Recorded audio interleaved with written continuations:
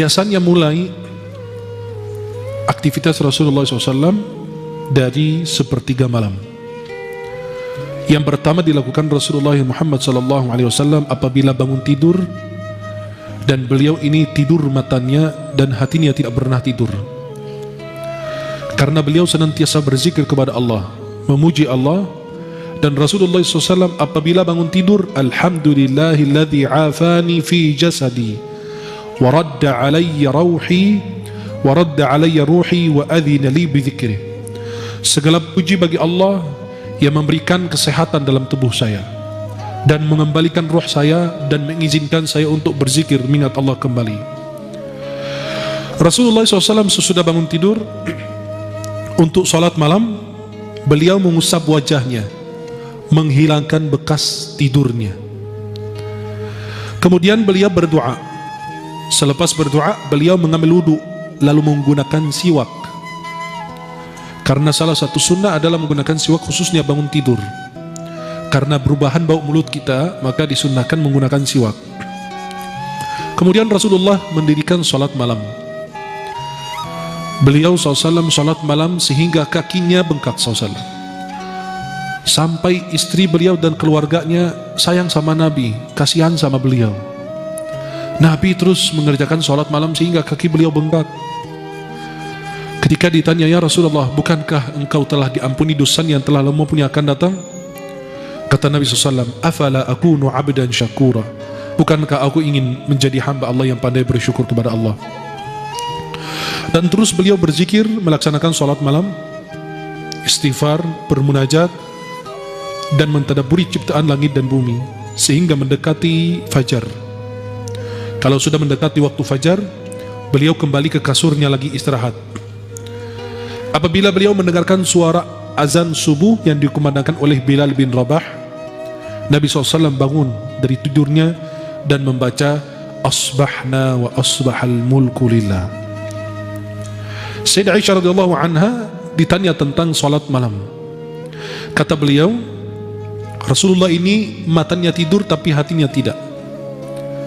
Rasulullah ini tidur di awal malam dan bangun di akhir malam, fayusalli thumma yarji'u ila firashi. Lalu bangun Nabi SAW sepertiga terakhir malam hari, beliau SAW bangun melaksanakan salat malam, kemudian beliau kembali ke kasurnya lagi. Apabila azan sudah dikumandangkan, Nabi SAW bangkit dari tidurnya. Kalau ada perlu, Nabi SAW bangun untuk mandi. Wa illa tawadda'a wa kharaj. Kalau tidak, beliau SAW cuma hanya wudu lalu keluar melaksanakan salat. Apabila beliau SAW keluar dari rumahnya, beliau baca doa, Bismillah, tawakkaltu ala Allah, wala hawla wala quwwata illa billah. Ya mungkin kita sering lupa. Kita memberi salam, lalu kita keluar, Bismillah, tawakkaltu ala Allah, wala hawla wala quwwata illa billah. Dari Ummu Salamah radhiyallahu anha, istri Rasulullah, beliau mengatakan, kana idza kharaja min baitihi qala. Apabila Nabi SAW ingin keluar dari rumahnya, beliau membaca doa berikut ini, Bismillah, tawakkaltu ala Allah, Allahumma inni a'udzu bika an adilla aw udal, aw azilla aw uzal, aw adlima aw uzlam, aw ajhal aw yujhala alai. Ini doa yang dibaca Rasulullah SAW ketika mau keluar dari rumah. Apabila Nabi SAW masuk masjid, Nabi SAW memerintahkan Bilal untuk mengumandangkan salat, untuk iqamat. Kemudian Nabi SAW meluruskan saf para sahabatnya. Nabi ketika jadi imam, beliau menghadap kepada sahabat, lalu beliau merapikan saf sampai kadang-kadang berjalan ke arah kanan, terus berjalan ke kiri, merapikan saf. Alhamdulillah sekarang saf kita kalau lagi sholat berantakan, ada yang di depan, ada yang di belakang. Di rakaat pertama rapi, rakaat kedua ada yang maju, ada yang mundur, ada yang jauh, ada yang nempel, ada yang begitu. Maka Nabi SAW memperhatikan. Kenapa? Kata Nabi, kalau kalian berantakan saf, hati kalian ikut berantakan. Maka itu saf itu apa? Meluruskan saf, merapikan saf. Maka setiap kali imam maju, istaqimu, istawu, i'tadilu, luruskan, rapatkan saf kalian gitu.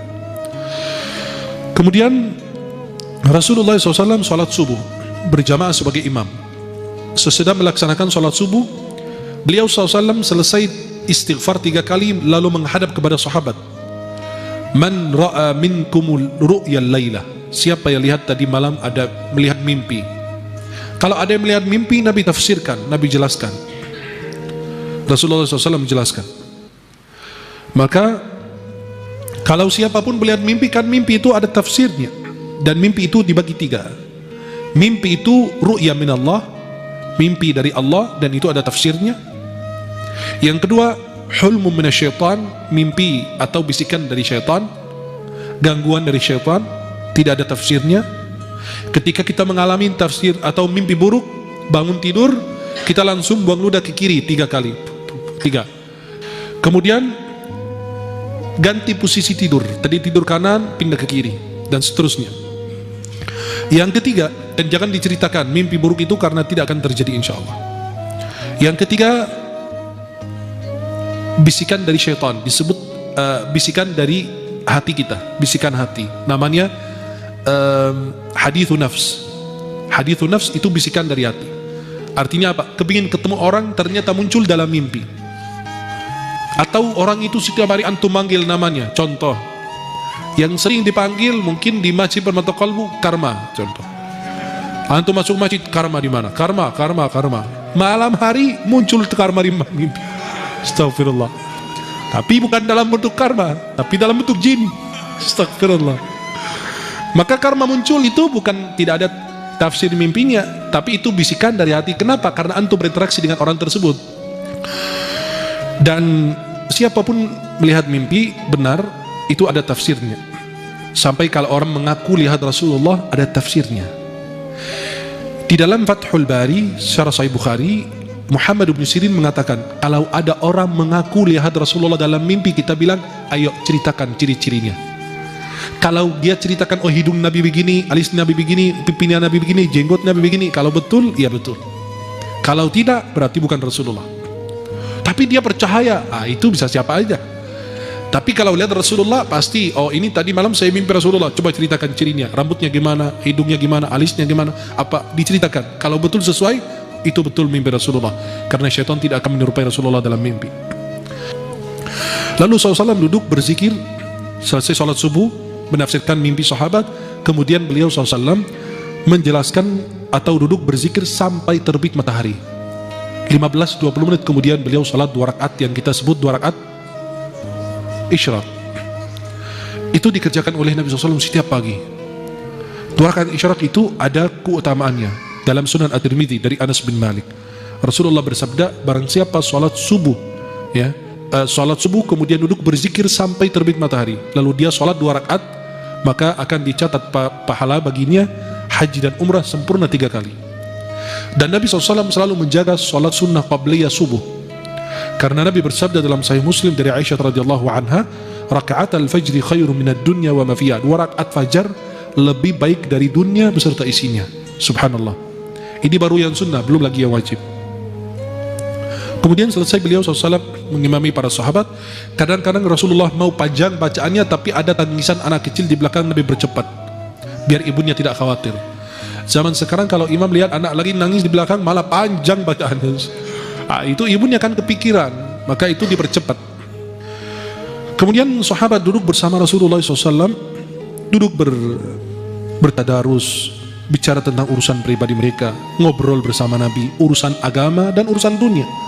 Nabi mengajarkan mereka, menasihati mereka, dan Nabi mendengarkan curhatan mereka dan cerita-cerita yang disampaikan. Bahkan kadang-kadang mereka cerita-cerita tentang masa jahiliyah, lalu mereka tertawa dan Nabi tersenyum. Nabi itu nggak tertawa, Nabi itu maksimal tersenyum sampai kelihatan gerahannya aja.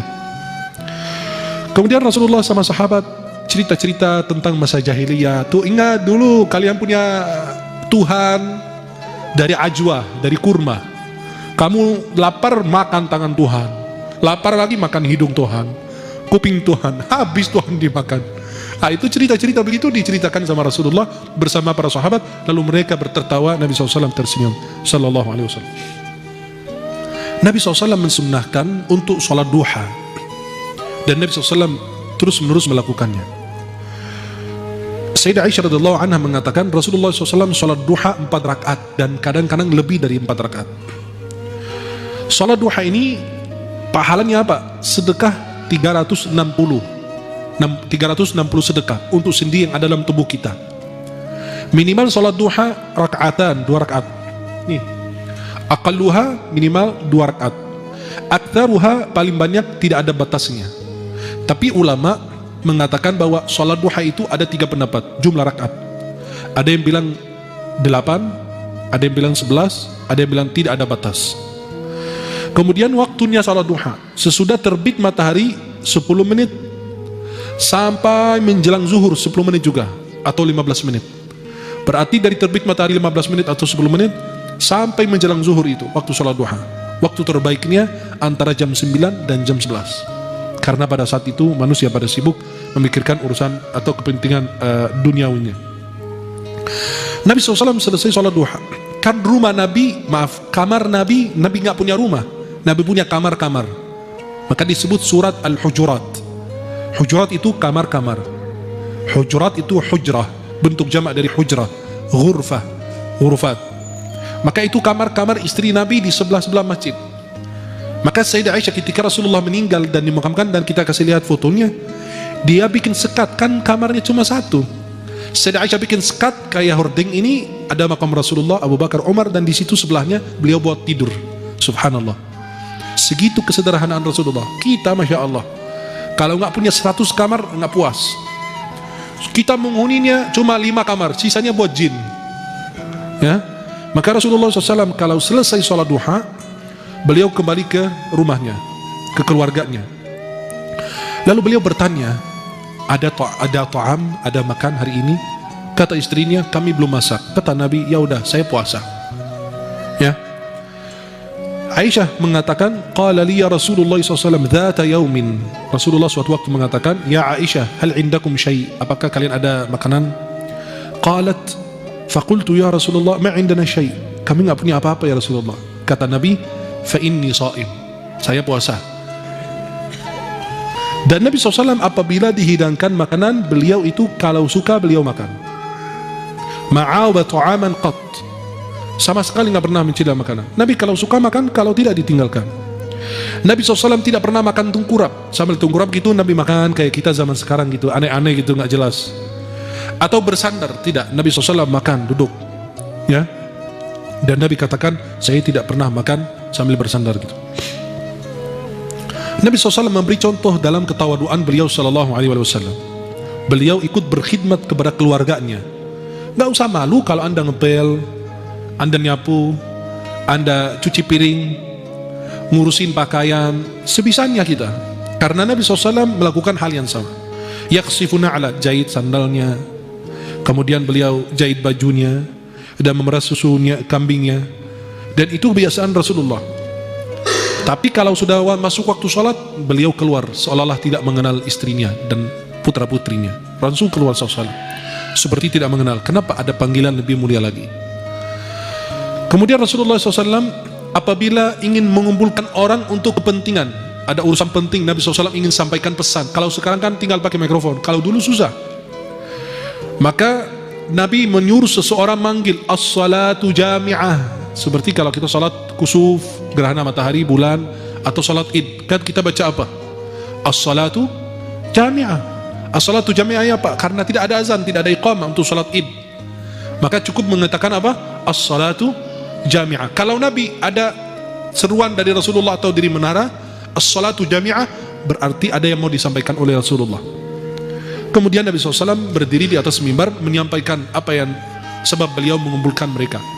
Apakah ada berita baik atau berita buruk, atau ada syariat, atau mengingatkan mereka. Itu Rasulullah begitu demikian melakukan kepada sahabatnya. Apabila masuk waktu sholat zuhur, Nabi SAW kerjakan sholat zuhur. Dan beliau biasa rakaat pertama agak panjang, rakaat kedua dan ketiga dan keempat lebih pendek dibanding rakaat pertama, biar orang bisa ikut sholat berjamaah dari awal takbiratul ihram atau rakaat pertama, biar tidak ketinggalan. Tapi alhamdulillah kita 23 rakaat 7 menit. Rasulullah SAW kana yutawwilu fi ar-rak'ati al-ula min salati adh-dhuhr wa yuqassiru fi ats-tsaniyah. Nabi salat zuhur itu rakaat pertama panjang, rakaat kedua itu lebih pendek. Wa kana yaqilu, Nabi SAW qailulah. Kalian mungkin pernah dengar qailulah. Qailulah itu tidur. Itu jadi khilaf ulama, tidurnya itu sebelum zuhur atau sehabis zuhur. Itu jadi khilaf. Yang saya pilih bahwasannya tidur itu sebelum zuhur. 5, 10, 15 sampai 20 menit. Maksimal banget setengah jam. Itu sebelum zuhur. Antum tidur pada saat itu. Kata Nabi, qilu fa inna syaitan la yaqin. Qailulah, tidur pada siang hari karena syaitan tidak tidur. Kenapa qailulah? Nabi SAW qailulah karena Nabi ingin sholat malam nanti. Qailulah itu waktu sebentar, itu 15 sampai 20 menit itu secara kesehatan sudah diteliti secara ilmiah, itu memberi manfaat kepada tubuh kita. Maka orang yang mau begadang itu aman nanti, bisa begadang, bisa sholat malam, bisa baca kitab, bisa mengaji, bisa apa dan seterusnya. Tapi bukan qailulah untuk dangdutan nanti malam. Itu bukan. Yang dimaksud itu qailulah untuk apa? Berzikir, untuk ibadah, untuk ikut begadang bersama keluarganya, bersama sahabatnya, bersama siapa, itu bermanfaat. Nabi SAW ikut mencari kabar tentang para sahabatnya, bagaimana kehidupan mereka, komunikasi mereka, pasar mereka. Sampai Nabi ikut ke pasar juga, perhatikan pasar itu isinya apa. Diriwayatkan Rasulullah SAW melewati ada makanan yang orang itu jual.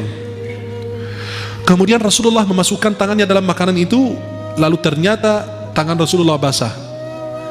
Kata Nabi, apa? Apa yang terjadi dengan itu? Sampai dikatakan itu makanan kurma. Ya kayak gunung tuh di depan, ditaruh sekumpul kurma di depan. Pas Nabi masukin tangannya, basah tangannya. Kata Nabi SAW, ini kenapa? Ya Rasulullah, terkena air hujan. Kata Nabi, apa? Kenapa kamu tidak taruh di atas biar orang bisa lihat? Man ghasya falaysa minni. Barang siapa menipu, dia tidak termasuk umatku. Itu bayangkan. Kenapa? Karena yang ada air itu berat dalam timbangan, betul? Kalau ada airnya itu berat. Maka kalau terkena air hujan, dia timbang, itu dia berat jadinya. Maka Nabi merasa ini menipu. Maka Rasulullah SAW ikut memantau pasar. Itulah seorang pemimpin, ikut memantau pasar, bukan naikin harga. Dan tidak pernah sekali turun ke pasar, pasarnya asal-asalan, dibuat untuk pemimpin. Oh turun, Pak, itu lihat ramai semua, Masya Allah, rapi. Ayamnya bagus, sehat walafiat, gemuk lagi. Itu ikannya, ikan hiu, apa, semua bagus. Pak, capinya murah, Pak, tuh lihat. Begini semua di seluruh dunia gitu. Biasanya begitu. Sandiwara semua, kebanyakan. Kecuali yang benar-benar istiqomah turun ke pasar-pasar tradisional yang benar-benar tidak pernah disentuh oleh orang. Kemudian Rasulullah SAW sebagaimana dikatakan Umar bin Khattab, kana Rasulullah yasmuru 'inda Abi Bakrin al-lailah kadzalika fil amri min umuri muslimin wa ana ma'ahum. Rasulullah, Sayyidina Abu Bakar, Sayyidina Umar, mereka berkumpul di dalam rumah Abu Bakar untuk membahas, mendiskusi urusan berkaitan dengan umat Islam. Maka Nabi begadang kalau ada perlunya, ada manfaatnya. Dan Rasulullah SAW melarang kita begadang kecuali apa? Mengaji, menemani keluarga, menuntut ilmu, atau ada keperluan yang lain. Dan Nabi melarang tidur sebelum Isya, sehabis maghrib, dan begadang sehabis salat Isya, kecuali kalau ada perlu, menemani keluarga, atau ada tamu, atau belajar, dan lain sebagainya. Kalau tidak manfaat itu tidur. Kenapa? Biar bisa bangun salat malam atau salat subuh berjamaah. Rasulullah SAW duduk bersama orang-orang beriman, sahabatnya, dan menjenguk orang yang sakit. Dan kalau ada yang mengundang Nabi, Nabi datang. Nabi SAW berjalan untuk memenuhi hajatnya orang lemah, orang miskin. Nabi SAW tidak pernah jijik atau benci atau tidak senang dengan seorang janda ketika ada perlu sama Nabi. Ya Rasulullah, tolong temani saya ada urusan ini, biar diselesaikan. Nabi ikut temani beliau. Wal miskin fayaqdi lahul hajah. Dan orang miskin kalau perlu sama Nabi SAW, kalau ada keperluan, Nabi menemani beliau sampai diselesaikan hajatnya. Dan Nabi SAW mencari kabar tentang para sahabat, jenguk orang yang sakit. Dan Nabi SAW selalu memantau para sahabatnya. Dan inilah kehidupan Rasulullah SAW, mengingatkan mereka, mendakwahi mereka, amar ma'ruf, nahi munkar, menjenguk orang yang sakit, dan menolong orang yang membutuhkan pertolongan. Dan dakwah itu adalah apa? Kepentingan yang benar-benar diperhatikan oleh Rasulullah Muhammad SAW. Apabila sudah masuk malam, Nabi SAW salat Isya, kalau ada urusan umat, atau ada ngobrol sama sahabat, atau bersama keluarga. Kalau tidak, Rasulullah SAW tidur. Apabila beliau ingin tidur, beliau wudhu lebih dahulu. Kemudian beliau membersihkan kasurnya dengan ujung sarungnya. Kenapa? Takut di situ ada binatang yang membahayakan. Itu salah satu sunnah sebelum kita tidur. Lalu Nabi SAW berzikir kepada Allah, berdoa, kemudian tidur sebelah kanan. Kemudian Rasulullah SAW baca doa, Allahumma aslamtu wajhi ilaika wa fawwadtu amri ilaika wa alja'tu dhahri ilaika raghbatan wa rahbatan ilaika la malja'a wa la manja minka illa ilaika. Allahumma amantu bi kitabika alladhi anzalta wa bi nabiyyika alladhi arsalta fa in mutta min lailatik, apabila engkau mati atau meninggal di malam hari tersebut sesudah baca doa tersebut, fa anta 'alal fitrah, maka engkau mati dalam keadaan fitrah, keadaan suci. Waj'alhunna akhir ma tatakallamu bih, jadikan doa tersebut adalah doa yang terakhir kau baca sebelum tidur. Dan Rasulullah biasa baca ayat kursi, dua ayat terakhir surat Al-Baqarah, amana rasuluh dan Allahumma amana rasuluh bima unzila ilayhi min rabbih wal mu'minun. Kemudian ayat kursi, Allahu la ilaha illa huwal hayyul qayyum. Dan ini salah satu sunnah yang dikerjakan Rasulullah. Nabi SAW membersihkan dengan ujung sarungnya. Kemudian beliau membaca Bismika Rabbi wada'atu jambi wa bika arfa'u in amsakta nafsi farhamha. Ya Allah, dengan namamu aku meletakkan tubuh ini dan dengannya saya akan bangun kembali. Jika engkau menahan roh saya, maka rahmatilah diri saya ini. Wa in arsaltaha fahfadha, kalau engkau melepas roh saya ini kembali dalam tubuh saya, maka jagalah roh dan diri saya ini ya Allah, sebagaimana engkau menjaga hamba-hambamu yang saleh. Kemudian inilah kehidupan Rasulullah SAW setiap hari, kecuali kalau ada keperluan, ada perang atau ada apa, kegiatan yang berbeda dengan apa yang kita sudah ceritakan. Maka kehidupan Rasulullah SAW lillahi ta'ala, qul inna salati wa nusuki wa mahyaya wa mamati lillahi rabbil alamin.